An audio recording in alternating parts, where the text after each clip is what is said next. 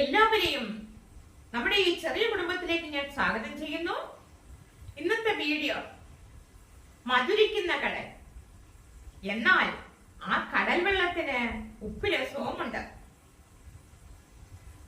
അത് രാമേശ്വരത്തിനടുത്ത് കടലിൽ നിർമ്മിച്ച കിണറ്റിലെ വെള്ളത്തിനാണ് മധുരമുള്ളത്. അതൊരു പുരാണ കഥയുമായി ബന്ധമുണ്ട്. അങ്ങനെ ഒരു കിണറുണ്ടോ? എന്നാൽ ഉണ്ട്. അത്ഭുതം തോന്നുന്നില്ലേ?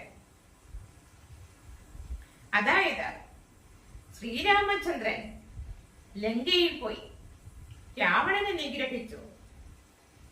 സീതാദേവിയും വാനരസേനയുമായി തിരിച്ചു രാമേശ്വരത്തെത്തി.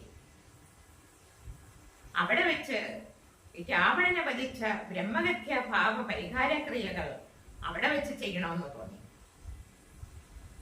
അപ്പോ സീതാദേവിക്കും വാനരസേനയ്ക്കും ദാഹജലം വേണം. അപ്പൊ എന്ത് ചെയ്തു ശ്രീരാമചന്ദ്രൻ? നേരെ ആ കടലിലേക്ക് ലക്ഷ്യം വെച്ചു. ആ കടലിനെ ലക്ഷ്യം വെച്ചുകൊണ്ട് സ്വന്തം ആവനാഴിയിൽ നിന്ന് അമ്പെടുത്തു. ആ കടലിനെ ലക്ഷ്യം വെച്ചുകൊണ്ട് ആ അമ്പ് തൊടുത്തു വിട്ടു. ആ അമ്പ് ചെന്ന് പതിച്ചത് പങ്കച്ച് മഠം എന്നുള്ള ആ മഠത്തിന് സമീപമുള്ള കടലിലാണ്. ആ കടലിലെ കിണറ്റിലെ വെള്ളത്തിനാണ് മധുരമുള്ളത്.